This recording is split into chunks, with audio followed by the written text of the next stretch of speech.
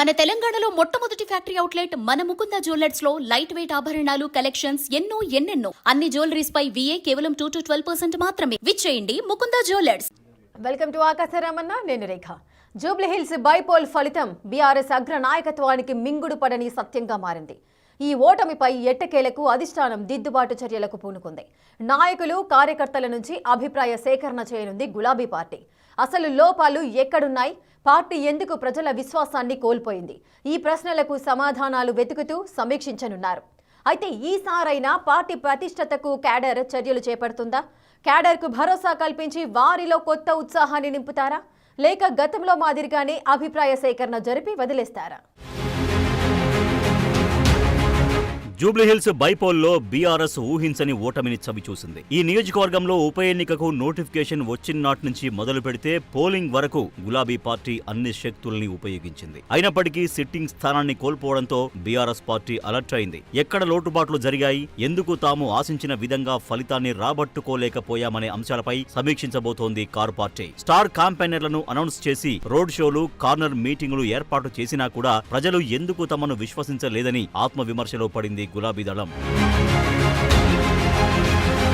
ఉప ఎన్నికలో విజయమే లక్ష్యంగా ముందుకు సాగి సర్వశక్తులు ఒడ్డినప్పటికీ పార్టీలోని సీనియర్ నేతలను, క్యాడర్ను రంగంలోకి దింపి సుమారు 2 నెలలు జూబ్లీహిల్స్ నియోజకవర్గంలో దృష్టి పెట్టినప్పటికీ గెలుపు ముంగిట కారు పల్టీ కొట్టింది. దీంతో పార్టీ పైన ఫోకస్ పెట్టాలని, క్యాడర్ను క్షేత్రస్థాయిలో బలోపేతం చేయాలని గులాబీ పార్టీ అధిష్టానం భావిస్తోంది. అందులో భాగంగానే మంగళవారం జూబ్లీహిల్స్ నియోజకవర్గంలోని పార్టీ నేతలు, కార్యకర్తలతో ప్రత్యేక భేటీ అవనున్నారు ఆ పార్టీ వర్కింగ్ ప్రెసిడెంట్ కేటీఆర్. ఓటమికి గల కారణాలను, లోపాలను ఈ మీటింగ్ లో సమీక్షించనున్నారు.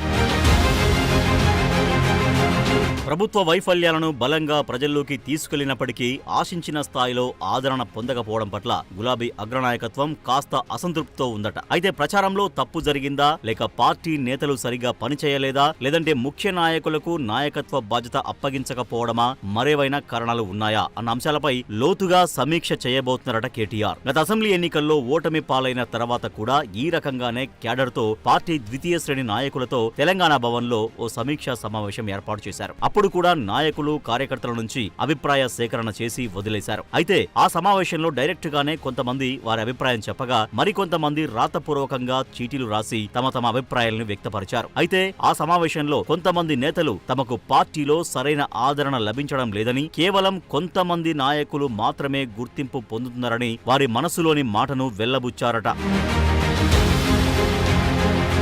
జూబ్లీహిల్స్ లో ఓటమి ఎదురైన నేపథ్యంలో గులాబీ పార్టీ మీద తీవ్ర స్థాయిలో విమర్శలు వస్తున్నాయి. కేటీఆర్ నాయకత్వంపై కూడా అనుమానాలు వ్యక్తమవుతున్నాయి. జూబ్లీహిల్స్ బైపోల్ బాధ్యతలు మొత్తం కేటీఆర్ మీద పెట్టారు. కేటీఆర్ కూడా మీడియా సంస్థలకు విరివిగా ఇంటర్వ్యూలు ఇచ్చారు. సోషల్ మీడియాను బలంగా వాడుకున్నారు. రేవంత్ రెడ్డి ప్రభుత్వంపై తీవ్ర స్థాయిలో విమర్శలు చేశారు. ఒకానొక సందర్భంలో తానే అభ్యర్థినేమో అన్నట్టుగా ఓటర్లకు అనిపించేలా చేశారు. ఇన్ని చేసినప్పటికీ పోల్ మేనేజ్మెంట్ లో సరికొత్త విధంగా దూకుడు కొనసాగించినప్పటికీ గులాబీ పార్టీ విజయం సాధించలేకపోయింది. 2023 అసెంబ్లీ ఎన్నికల నుంచి మొదలు పెడితే జూబ్లీహిల్స్ ఉప ఎన్నికల వరకు గులాబీ పార్టీ వరుసగా ఓటములు ఎదుర్కొంటూనే ఉంది. ఒకవేళ కేసీఆర్ గనక ప్రచారానికి వచ్చి ఉంటే జూబ్లీహిల్స్ ఉప ఎన్నికలో ఫలితం మరో విధంగా ఉండేది అని గులాబీ పార్టీ కార్యకర్తలు చర్చించుకుంటున్నారు. ఈ నేపథ్యంలో గులాబీ దళపతి రంగంలోకి దిగినట్టు తెలుస్తోంది. అందువల్లే గ్రేటర్ హైదరాబాద్ మున్సిపల్ కార్పొరేషన్ ఎన్నికల్లో ఇబ్బంది ఎదురు కాకముందే, పార్టీ పూర్తిగా మునగక ముందే సమూలంగా ప్రక్షాళన చేయాలని